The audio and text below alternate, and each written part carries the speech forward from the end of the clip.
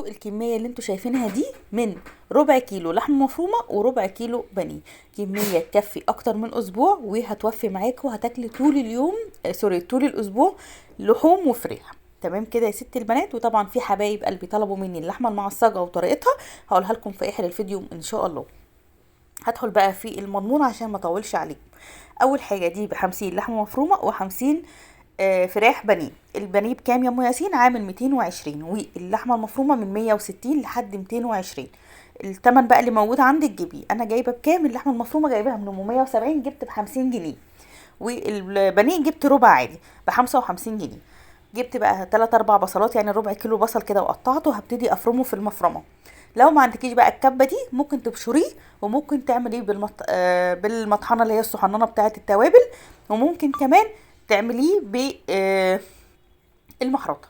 ودي كوبايه برحل، كوبايه صغيره برحل محصوله فقط، مش منقوعه بميه، محصوله فقط، محصوله ومشطوفه كويس ومصفيه كويس جدا. وهبتدي انزل عليها بالبصل اللي انا فرمته، عشان انا عايزه البرحل اسفه يشرب من الميه بتاعه البصل، يشرب كويس جدا من ميه البصل. هنزل عليها بمعلقتين شوفان مطحون. لو ما فيش شوفان ممكن تحطي دقيق، بس انا بفضل الشوفان لان الدقيق بتحسي ان هو في نسبه تعجين كده بسيطه، لكن الشوفان ما بيديكيش نسبه التعجين دي. وهبتدي ادعك كله في قلب بعضه لغايه لما احس ان هو شرب من قلب بعضه. تمام. بعد بقى ما تحطي كل الحاجات اللي انا هقولك عليها دي، تبتدي تسيبيه من ساعه لساعه ونص، ساعتين، على حسب ما انت تحسي ان البرحل تمسكيه في ايدك تحسي ان هو طرى وشرب من بعضه. تمام كده. هنزل عليه بايه تاني يا بنات؟ قطعة فلفل احمر، قطعة فلفل اخضر، قطعة فلفل اصفر، وممكن فلفل اخضر بس على حسب الحاجة اللي موجودة عندك. يعني ما ترتبطيش بحاجة معينة من الخضار اللي انا حطاها. لو عندك حاجة ممكن تحطيها، وما عندكيش حاجة ممكن ما تحطهاش. وتقلبي برضو كله في قلب بعضه كده لغاية لما يشرب تماما كده زي ما انت شايفة. انت شايفة دلوقتي الكمية زادت، وتحسي ان هي طرت في قلب بعضها، يعني شارب من قلب بعضه. هنزل بقى فيه برضو في الكبة تاني، وهنزل باللحمه المفرومه عادي. وبرده زي ما قلت لكم، لو ما عندكيش المطحنه او الكبه تقدري تحطي كل التوابل على بعضها، وتبتدي بقى تعجني في قلب بعضه كده لغايه لما العجينه بتاعه الكفته تعمل خط كده رفيع معاكي، عشان تبقى اتعجنت كويس جدا. هنزل عليها بقى بعد اللحمه، هنزل عليها ملح وفلفل اسود وتوابل كفته. انا مش عايزه احط حاجه تانية اكتر من كده عشان خاطر الطعم. وبابريكا. توابل الكفته لو ما فيهاش سماق حطي انتي رشه سماق، بيودي الكفته في طعم تاني خالص، بجد طعم السماق حلو جدا. ونص معلقه بيكنج باودر، ونص معلقه سوري، وحبه نشا صغيرين بس عشان تنعم معاكي. بس كده. وعجنتها في قلب بعضها كده. وزي ما انت شايفه دي كميه من 50 جنيه لحم مفروم. هبتدي بقى احطها في التلاجة حبه بس شويه تتشمع، وهبتدي اشكلها. تشكليها بالشكل اللي يعجبك. انا عن نفسي هعملها الكفته اللي هي في العصيان دي اللي الناس كلها بتحبها، والكفته اللي هي العاديه، وهعملها اللي هي زي الاستريبس كده، او زي الناجتس، او زي الكفته اللي بتتحط على البطاطس. يعني انتي حره التشكيل ده على حسب ما انتي عايزه. طبعا الميه اللي انا بعوز فيها دي ميه البصل، اللي هو سوري ميه الفلفل وميه الطماطم وميه الحاجات اللي انا صفيتها بقى اشكل بيها. طبعا اللي انا هحطه في الفراخ دي الميه بتاعته هقول لكم عليها لما يجي وقتها. انا حبيت ان انا اعمل لكم كل حاجه مع بعضها عشان خاطر ما تتلخبطوش. تمام كده.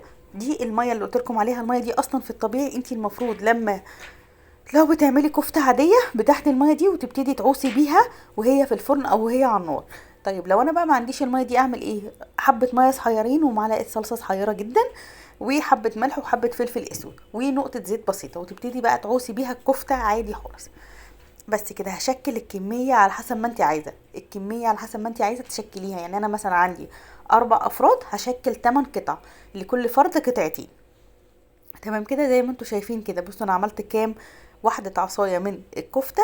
8. والكفتاية محملة، مش رفيعة ومش هتكش ان شاء الله باذن الله، لان فيها كمية حاجات مش بتكش بيها، وهي كمان لحمة حمرا مش بيضة، يعني ما فيهاش دهون ياما. هبتدي بقى اشكل التشكيله التانية، وبرده هعمل 8 قطع على حسب الكميه زي ما قلت لكم. دي يعتبر كفته. الكفته دي انا بعملها على صينيه بطاطس، بعملها مثلا بشويها وبعملها جنب مكرونه، بشويها واعملها جنب رز اصفر، كذا حاجه بشويها. سوري، بحطها في صينيه كوسه، هكذا بشويها وبعملها جنب اي طبيخ. مش بحدد لها حاجه معينه. انا عندي الكفته عامه ما بتتحددش حاجه معينه، ببتدي اشكلها كده، وممكن اعملها برجر كايزر كده صحنن، في عيش كايزر صحنن انا احبزه في البيت. اللهم صل على النبي. كنت اقول لكم ايه، انا بشكلها كده بظهر السكينه عشان بس تديها شكل حلو كده قدام العين، يعني عشان زي ما احنا عارفين ان العين بتاكل قبل البق. طبعا بقى لو انت معايا لحد وقتنا هذا حطي لايك كده وقولي لي حابه تشوفي ايه في الايام الجايه في الفيديوهات، وايه اللي انت عايزيني اضاعف لك فيه الكميه واظبطها لك وكده. انا كل الحاجات اللي انا حطيتها لك حطيتها مش بتضر، كلها مفيده وكلها حاجات الولاد ممكن ما تاكلهاش في الطبيعي، بس ممكن تاكلها وهي معجونه في قلب حاجه. يعني الفلفل والبصل ما فيش حد بيمسك بصلايه كده العيل بياكلها وهي برضو فيها فايده، وهكذا الفلفل والبرحل برضو فيه نفس النظام. برضو عملت هنا 8 قطع عشان زي ما قلت لكم تكفي معايا عدد الافراد بتوعي، والباقي ده برضو هعمله كفته طويله كده تنفع معايا. الاطعمه شبه بعض، يعني الطعم مش هيبقى شبه، يعني هيبقى شبه بعضه في العجن، لكن في طريقه التسويه هي اللي مش هتبقى شبه بعضها. يعني الكفته دي هحط لها الصوص اللي قلت لكم عليه واحطها في الفرن. الكفته التانية دي هعملها على صينيه بطاطس. الكفته دي ممكن اتبلها بفيجيتار واقليها، هكذا. تمام، بس كده هبتدي برضو اشكل الكميه كده. طلع منهم زي ما انتم شايفين كده، بسم الله ما شاء الله. كل القطع دي او كل الكميه اللي انتم شايفينها دي من 50 جنيه لحمه بس.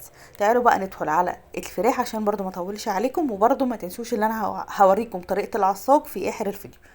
بس ده البصل اللي احنا فرمناه عادي كده، هنزل عليه بالفلفل الاصفر. لو ما فيش اي حاجه من اللي انا حطاها، اللي هو البصل الاحمر او الاصفر او كده، اسفه الفلفل الاحمر او الاصفر او كده، عادي خالص. حطيت طماطمايه واحده فقط مش اكتر، بس كده. وهنزل عليها بقى بملح، بابريكا، توابل فراخ، بيكنج باودر. انا مش بحب احط توابل كتير عشان طعم الفراخ هو اللي يبقى باين، وما بحبش برضه احط كميه خضار كتير عشان الطعم برضه يكون باين، ما يبقاش كله خضار وبرحل وبطاطس والكلام ده كله، يبقى بياكلوا حاجه مفيده. حطيتها بقى كده تتصفى عشان تنزل الميه اللي احنا كنا بنشكل بيها. وابتديت افرم الفراخ كده زي ما انتم شايفينها، بعد ما غسلتها وظبطتها فرمتها فرم ناعم كده. وهنزل عليها ببقيه المكونات زي ما قلت، هنزل عليها بالبصل والفلفل كل اللي طحنته، بس اهم حاجه يكون معصور كويس جدا جدا جدا عشان خاطر الحاجه ما تعجنش معاكي.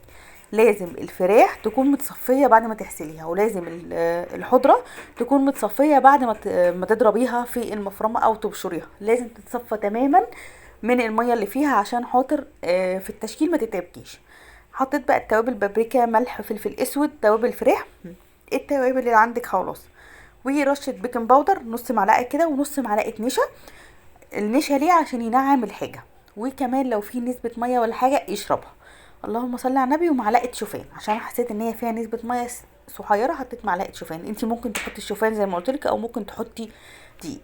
دي الكميه كلها برضو هحطها في الفريزر تتشمع، او في التلاجة يعني تتشمع كده تشميعه كويسه. وبعد كده هبتدي اشكل. طعم الكفته دي بجد يا بنات طعمها حلو جدا جدا، والكميه بجد مش هتتخيلي ان هي من ربع كيلو بانيه، يعني من 4 قطع بانيه طلع لي الكميه دي كلها. اللهم صل على النبي. هجيب كيس كده وهبتدي افرد الجزء. ممكن تعمليه اللي هو البفتيك الكداب، ممكن تعمليه بانيه كداب، وممكن تعمليه رول زي ما انا هعمله كده. ممكن تلفيها رول بجبنه، وجبنه تركي وجبنه موتزاريلا، وتتقلى برضو في الفيجيتار وكده، هتبقى حلوه جدا. انا هعملها زي نص الرغيف كده، يعني هحط الجبنه التركي المبشوره وهنزل وهتنيها تانيتين كده، يعني زي جزء بانيه، زي حته بانيه بس مش كبيره قوي. وهبتدي اقفلها كده تقفيله كويسه. وبعد ما تتشمع خالص او بعد ما تنشف خالص في الفريزر، هبتدي اتبلها ببيض وبقسماط وفيجيتار، بس كده. وهقليها عادي زي اكنها بانيه، هعملها معامله البانيه العادي. مضطره بقى انا احطها في الفريزر كده عشان تتشمع معايا كويس جدا. تمام. الكفته برضو هبتدي اعملها كفته عاديه خالص، انا بحبها كده وهشويها. يعني الكفته دي هتبقى مشويه على الفحم. بشويها ازاي على الفحم؟ بحطها في صينيه بحته زبده صغيره وحته سمنه، واحطها على النار كده، نار هاديه مش عاليه قوي. يعني اول ما تحسي ان هي اتشمعت من تحت تبتدي توطي النار عشان تستوي على مهلها، وتحطي حته فحمه بعد ما تستوي تماما هتديكي ريحه الفحم. بس كده يا بنات، دي كده الكميه كلها اللي طلعت معايا من الربع كيلو بانيه، الكميه دي وكمان الكفته اللي انتوا هتشوفوها. طبعا لو انا كنت شكلتها زي ما انا شكلت اسمها ايه، اللحمه المفرومه، كانت هتطلع معايا برضو 3 اكلات. بس دلوقتي طالعين معايا 5 اكلات، كميه لحوم كويسه مش قليله، اللحمه هتبقى كتير مش قليله، يعني كل واحد قطعتين حلوين مليانين حلوين جدا. ويعتبر انتي طول الاسبوع كده 5 ايام في الاسبوع بتاكلي لحوم وفراخ، وممكن يومين بقى سمك، يومين ارديحي، يومين بصارة، يوم مسقعة، الكلام ده كله، فالدنيا هتظبط معاكي جدا. كلفوني كام دول كلهم كده؟ كلفونيش الا 105 بالظبط، تمن اللحوم فقط. الفلفل والحاجات دي كلها ان شاء الله باذن الله موجوده في كل بيت. كده الكميه كلها زي ما قلت لكم. حطوا لي بقى لايك حلو كده يرفع من روحي المعنويه، وكومنت حلو كده يفرحني ويطقطقني. تعالوا بقى ندخل على طريقه المعصجه، اللحمه المعصجه. اول حاجه حطيت صينيه ونزلت عليها بحته سمنه صغيره وحبه زيت، وكنت بشره 3 بصلات. بحب البصل يكون في المعصج يكون مبشور، ما يكونش متقطع بس. ونزلت عليه فلفل اسود وحبه ملح، وابتديت ان انا اشوحهم. اول ما احس ان البصل دبل، مش اتحرق، دبل. طبعا اللي جنبي ده البطاطس اللي احنا عملناها مع بعض في الفيديو اللي قبل كده. هبتدي بقى انزل باللحمه المفرومه دي، برضو كانت ب50 جنيه لحم، لا كان ربع كيلو لحمه يا بنات، عشان ده من اللي هو ابو 220، كان ربع كيلو ب55 جنيه، فده كان ربع كيلو لحمه. ابتديت برضو ان انا اقلبها كده. بعد ما نزلت باللحمه قلبت البصل باللحمه لحد لما حسيت ان اللحمه استوت. هنزل عليها بايه بقى اللي هيكتر الكميه؟ هقول لكم برضو حاجات مفيده وحاجات ما تضرش، وحاجات كمان الولاد ممكن ما ياكلوهاش. يعني انا في الطبيعي ولادي بياكلوا الكوسه بالعافيه وبياكلوا الجزر بالعافيه، يعني انا لما بجيب الجزر لازم اقعد اقشره وانضفه واقطعه كده بطريقه معينه عشان الولاد ياكلوه، غير كده ما بياكلوش. في السلطه مش بيحبوه قوي. فهنا انا حطيت جزرايه مبشوره بس طبعا متجمده، انا عشان انا شايله الجزر متجمد في الفريزر، وكوستين رفيعين جدا، كوستين رفيعين، يعني مقام كوسه، كوسايه رفيع، كوسايه كبيره، او كوستين رفيعين، وقرن فلفل اخضر. بس كده. وابتديت اشوح كل ده مع اللحمه. الخضار ما بيديش طعم خالص، يعني مش بيحس ان هو فيه خضار نهائي. يعني اي حد بياكل من اللحمه المعصجه عندي مش بيحس ان هي فيها خضار، بالعكس بياكل منها وممكن يعني يطلب مره واثنين وثلاثه وهي مش حاسين بيها، مش حاسين بالخضار خالص. بعكس البتنجان، يعني انا جربت قبل كده بالبتنجان الاسود، لا البتنجان الاسود باين البذر اللي فيه كان مضايق الولاد وهما بياكلوه، ما كانوش حابينه. لكن الكوسه والجزر بجد بجد من الحاجات اللي ما بتبانش نهائي. ولو عايزه الكميه تزيد اكتر من كده ممكن كمان تحطي ربع كوبايه برحل. تمام. هنا بقى نزلت عليه بربع كوبايه ميه صغيرين كده عشان اللحمه تستوي، وحطيتها بس، وملح وفلفل اسود وبس. انا بحب جدا في العصاج احط ملح وفلفل اسود بس، لاني انا مش عارفه انا هستخدمها في ايه، فبحب العصاج يبقى محطوط عليه ملح وفلفل اسود فقط. بس ابتديت ان انا اقلبها كده وسبتها تبرد تماما، وبعد كده هبتدي احرفها في الطبقه اللي انتوا شايفينها دي. طبعا شفتوا الكميه اللي انا كنت موريها لكم، وشفتوا الكميه قد ايه. كل ده من ربع كيلو لحمه مفرومه عمل معايا 5 اطباق. وحبيبه قلبي اللي كانت بتقول لي احنا نزود في كميه اللحوم، يعني نعمل كميه، يعني بدل الربع ما يكفي مثلا 5 ايام نخليه يكفي 3. والله والله يا بنات، انا الحبه اللي انا حطيتهم مع البطاطس، انا البطاطس للعلم اكلتها يومين مش يوم واحد، بس البطاطس الكميه اللي انا حطيتها مع البطاطس هو كان حبه ونص الطبق. الكميه دي كلها قضت معايا البطاطس، والبطاطس كانت مليانه لحمه، والصلصه كمان كان فيها لحمه. يعني انا احط الجزء اللي فضل حطيته جوه الصلصه، بقى اللي بياخد الصلصه بقى فيها لحمه، وجوه البطاطس فيها لحمه، بقت كميه اللحمه كتير جدا. تمام. لدرجه ان فضل حبه صلصه انا كنت مستخسره ارميهم عشان كان فيهم لحم. بس يا بنات كملت 4 طبق كده زي ما انتم شايفين. بصوا انا مليت هنا نص الطبق، وبعد كده قررت ان انا احشي البطاطس الاول، وبعد كده اشوف هيفضل معايا قد ايه. دول انا حشيت بيهم، وكملت من نص الطبق التاني اللي هو كان فاضل، وبقيت النص ده اللي فضل انا حطيته كمان في الصلصه. فالكميه كانت حلوه جدا ومشبعه جدا كميه اللحوم. بس دي كده طريقه العصاج اللي انتوا طلبتوها، وطريقه ازاي توفري في اللحمه، او ازاي تحاولي تقتصدي عشان تعرفي تقفي على رجلك. للناس اللي زي حالاتي اللي الدنيا معاهم مش افضل حاجه، الحمد لله على كل حال، الحمد لله ربنا كريم وربنا يرزقنا جميعا يا رب الخير. بس انا قصدي يعني لو في حد دروس بقى، وضغط الدروس وضغط المواصلات وضغط الاسعار ضاحت عليه، فيقدر يمشي حاله باللي احنا فيه. الطريقه اللي انا بعملها او الحاجات اللي انا بعملها بتوفر معايا كتير جدا، وبتخلي ربع اللحمه المفرومه يربي معايا كام يوم، يعني بيعمل معايا كام اكله بصراحه يشبعوا ويملوا القلب. بحبكم كتير، والسلام ختام، يلا باي.